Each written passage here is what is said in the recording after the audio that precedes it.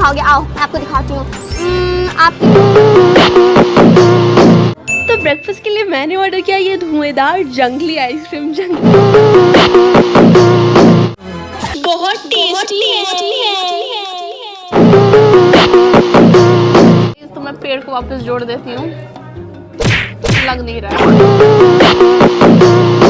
देश की मिट्टी है। अरे Turkey Turkey Turkey Turkey turkey.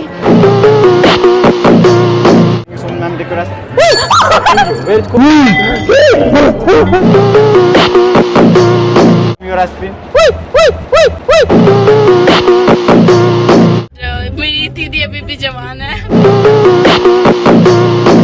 इतनी ट्रैफिक है ना कि मैं वेट करते करते बूढ़ी हो चुकी हूँ। भाई इसका टेस्ट बहुत ज्यादा अच्छा है। मैंने नया बंदर खरीदा है क्योंकि मेरे बाल में काफी जुएं हैं।